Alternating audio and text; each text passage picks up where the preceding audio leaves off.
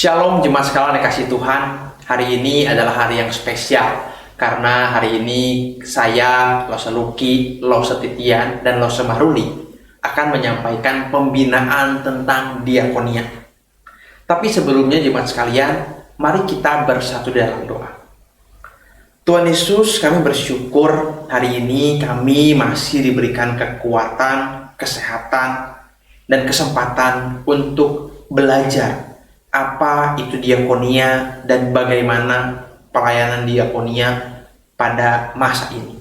Berkati setiap kami hamba-hambamu yang akan menyampaikannya, dan juga berkati setiap jemaatmu yang mendengarkannya supaya boleh mengerti dan bisa melaksanakan pelayanan diakonia dengan baik.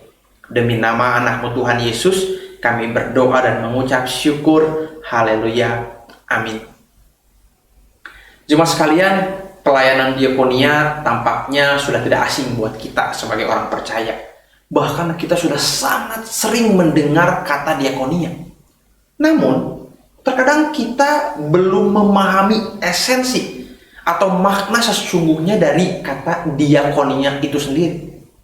Hal yang paling utama dalam pelayanan diakonia adalah kerinduan untuk membantu orang lain, yang secara khusus adalah jemaat kita atau sesama anggota orang percaya atau sesama anggota gereja kita, di mana tujuannya adalah untuk membantu saudara-saudara kita yang membutuhkan. Kita melayani orang-orang tersebut. Kalau kita perhatikan dalam Kisah Para Rasul pasal yang keempat begitu, di mana ada teladan jemaat mula-mula yang terus menantang kita hingga saat ini, yang menunjukkan suatu komunitas orang percaya yang sehati dan sejiwa. Dan di antara mereka tidak ada seorang pun yang berkekurangan. Namun kalau kita perhatikan dalam Kisah Rasul pasal 6 ayat 1 sampai dengan yang ke-7, kita menjadi sadar sebagaimana suatu komunitas di dunia ini, masalah pasti cepat lambat akan muncul. Ada keluhan-keluhan yang berkaitan dengan pelayanan yang dirasakan kurang adil kalau kita membaca pada ayat yang pertama dalam Kisah Rasul yang ke-6. Dan perlu diatasi dengan bijaksana dan tepat. Karena kalau sampai salah, itu akan berbuntut pada krisis atau perpecahan di dalam jemaat kita. Jemaat sekalian, ketika kita memperhatikan ayat ini, kita menjadi tahu penyebab awalnya daripada masalah ini adalah karena jumlah murid-murid semakin bertambah. Meningkatnya jumlah murid-murid ini diikuti juga dengan meningkatnya pelayanan meja, yang juga tentu perlu diperhatikan, yaitu kebutuhan sehari-hari dari jemaat yang berkekurangan.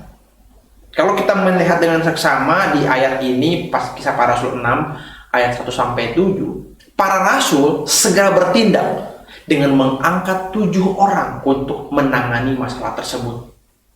Untuk lebih memahaminya, jemaat sekalian, kita perlu benar-benar mendalami apa itu diakonia. Mari kita perhatikan pengertian daripada kata diakonia terlebih dahulu. Secara harafiah, kata diakonia berarti memberi pertolongan atau pelayanan. Kata ini berasal dari bahasa Yunani. Diakonia artinya pelayanan, diakonein artinya melayani, dan diakonos artinya pelayan. Selain dari pengertian di atas, di dalam Perjanjian Baru ditemukan beberapa kata yang serupa dengan kata diakonein. Pertama, doulein, artinya melayani sebagai budak. Kata ini terutama menunjukkan ketergantungan orang yang melayani. Namun, kata ini juga memiliki arti yang religius, di mana orang Kristen adalah budak atau hamba Allah. Hal ini menjadi sebuah kehormatan bagi orang yang percaya kepada Kristus. Orang yang disebut sebagai budak atau hamba Allah tidak lagi memikirkan dirinya sendiri, melainkan hidup untuk Kristus itu sendiri. Kedua, latrewei artinya melayani untuk uang. Pada umumnya, untuk melayani Tuhan Allah khususnya dalam hal persembahan. Roma pasal 12 ayat 1 menyebutkan tentang logike latreia atau ibadah yang sejati. Melayani Tuhan dengan tubuh, yaitu dengan diri sendiri dengan keadaan yang sebenarnya. adalah ibadah yang sesungguhnya dalam hubungan baru antara Kristus dan manusia. Ketiga, leitorege, artinya dalam bahasa Yunani secara umum digunakan untuk pelayanan umum bagi kesejahteraan rakyat dan negara. Namun di dalam Perjanjian Baru, khususnya di dalam surat Ibrani, kata ini menunjukkan kepada pekerjaan imam besar Yesus Kristus.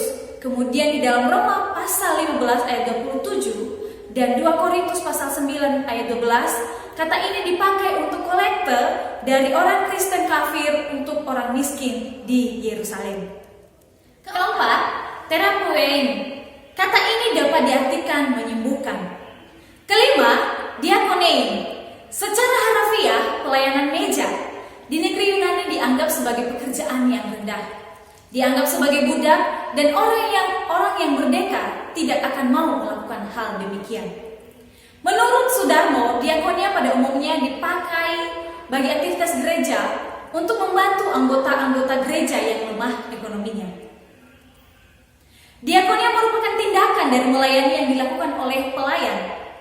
Diakonia merupakan salah satu dari tritugas panggilan gereja yang harus dijalankan dalam mewujudkan kerajaan Allah di dunia ini. Diakonia sebagai pelayanan kasih identik juga dengan pelayanan keadilan, dalam arti bertindak, memerangi, dan jika mungkin untuk mengatasi penindasan, kemiskinan, dan kekurangmampuan serta berperan dalam meningkatkan kemungkinan-kemungkinan hidup dalam terang Injil. J.P. Wijaya mengatakan bahwa gereja bisa hidup tanpa gedung, tetapi tidak bisa hidup tanpa diakonia. Hal tersebut menunjukkan bahwa diakonia merupakan hal yang sangat penting di dalam kehidupan bergereja. Gerakan atau pelayanan Tuhan Yesus tidak bisa dipisahkan dari pelayanan terhadap orang-orang miskin. Pelayanan yang diwujudkan oleh gereja terhadap orang-orang yang kurang mampu melalui diakonia gereja. Tanpa diakonia dan pelayanan kepada orang-orang yang kurang mampu, sebuah gereja tidak bisa disebut sebagai tubuh Kristus. Diakonia bukan hanya persoalan memberi uang, tetapi merupakan panggilan untuk berbagi solidaritas dengan yang kurang mampu dan tertindas. Tujuan dari diakonia bukanlah membangun hubungan antara si pemberi dan si penerima, melainkan untuk mewujudkan suatu persekutuan yang erat sebagai tubuh Kristus. Oleh karena itu, diakonia harus dijalankan dalam rangka Missio Dei. Menurut John Stott, gereja yang berada pada pusat rencana kekal Allah haruslah menjadi gereja yang hidup. Untuk menjadi gereja yang hidup, ada 4 hal utama yang harus dilakukan oleh gereja. Salah satunya ialah mengasihi, yang diwujud nyatakan melalui pelayanan atau diakonia. Di dalam Kisah Para Rasul pasal 2 ayat 44 sampai 45 menceritakan tentang bagaimana jemaat mula-mula bersekutu di dalam kasih, di mana mereka yang kaya menolong yang miskin, mereka saling berbagi secara sukarela dalam kasih. Jemaat sekalian, landasan yang penting di dalam melakukan diakonia adalah Yesus Kristus. Dalam pelaksanaan diakonia ini, dalam Markus 10 ayatnya ke-15 dikatakan bahwa tujuan Yesus datang ke dunia ini adalah untuk melayani. Hal ini juga sama ditekankan oleh Rasul Paulus di dalam Filipi, bahwa Yesus datang untuk menjadi hamba, sama seperti manusia. Jadi sifat dan sikap gereja dalam berdiakonia berdasarkan pada sifat dan sikap Yesus ketika dia melayani di dalam dunia ini dan sudah dinyatakan dalam pelayanan-pelayanannya. Sebagaimana Tuhan Yesus hidup, demikianlah juga gereja seharusnya hidup. Yesus hidup bukan untuk dirinya sendiri. Demikian pula seharusnya gereja hidup bukan untuk dirinya sendiri. Paulus juga berkata di dalam Galatia 6 ayat yang kedua bahwa bertolong-tolonglah menanggung bebanmu, demikian kamu memenuhi hukum Kristus. Saudara-saudari, berdiakonia merupakan wujud nyata dari kasih yang merupakan perintah Kristus. Salah satu contoh di dalam surat 2 Korintus 8 ayatnya yang pertama sampai yang ke-7, yaitu jemaat di Makedonia yang memberi sekalipun mereka sedang dalam kekurangan. Ini juga merupakan salah satu bentuk dari diakonia yang dilakukan. Kita dapat melihat contoh-contoh lainnya di dalam Kisah Para Rasul 4, di dalam Kisah Rasul 6, dan masih banyak lagi di dalam firman Tuhan. Sekarang mari kita sama-sama belajar mengenai jenis-jenis pelayanan diakonia yang ada. Jemaat sekalian, pelayanan diakonia dewasa ini telah berkembang menjadi 3 jenis, yaitu karitatif, reformatif, dan transformatif. Saya akan menjelaskan secara singkat ketiga jenis pelayanan diakonia. Yang pertama, diakonia karitatif. Diakonia karitatif berasal dari kata charity yang berarti belas kasihan. Diakonia ini merupakan bentuk diakonia yang paling tua yang dipraktekkan oleh gereja dan pekerja sosial, yang diwujudkan dalam bentuk pemberian makanan, pakaian untuk orang miskin, menghibur orang sakit, dan perbuatan amal kebajikan lainnya. Diakonia karitatif merupakan produk dan perkembangan dari industrialisasi di Eropa dan Amerika Utara pada abad ke-19. Disebarkan oleh misi dan sending, diakonia karitatif mengandung pengertian perbuatan atau dorongan belas kasihan yang bersifat kedermawaan, pemberian secara sukarela. Motivasi perbuatan karitatif pada dasarnya merupakan dorongan peri kemanusiaan yang bersifat naluriah semata-mata. Salah satu contoh dari diakonia karitatif adalah pemberian beasiswa dengan asumsi sifat bantuan yang diberikan hanya merupakan sumbangan insidental. Bagian yang kedua, diakonia reformatif.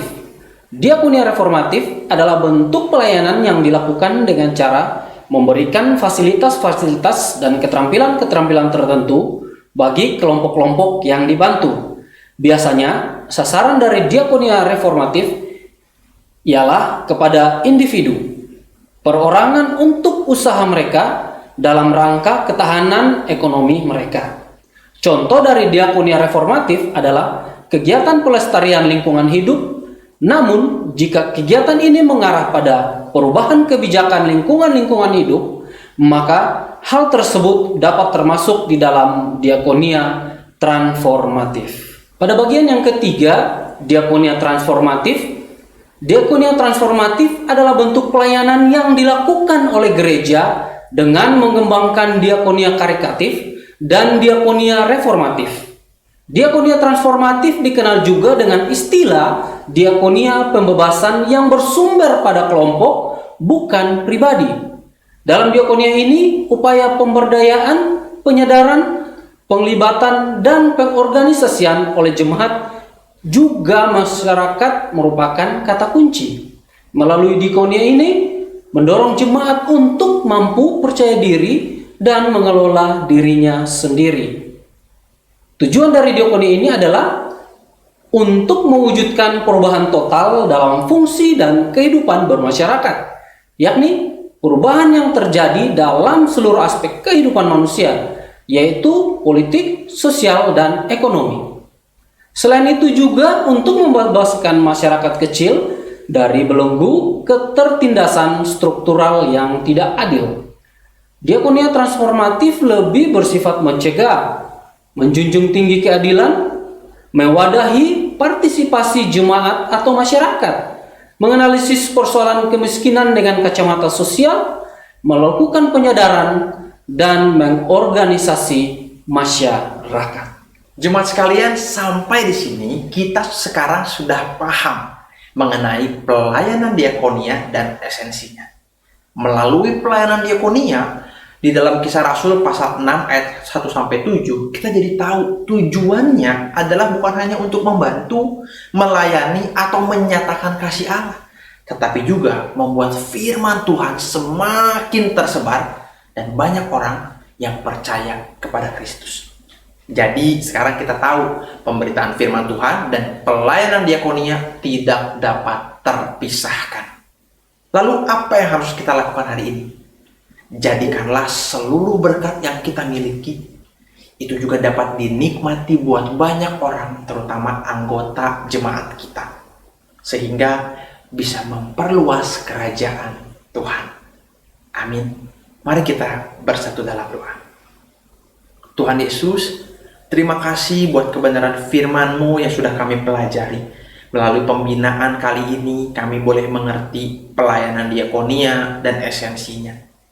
Biarlah Engkau berkati kami dengan kuasa Roh Kudus-Mu, supaya setiap apa yang kami miliki, berkat yang dapat kami rasakan, itu juga dapat dirasakan oleh anggota gereja kami, saudara-saudara seiman kami, sehingga nama-Mu dimuliakan, kasih-Mu dinyatakan secara nyata, dan memperluas kerajaan-Mu.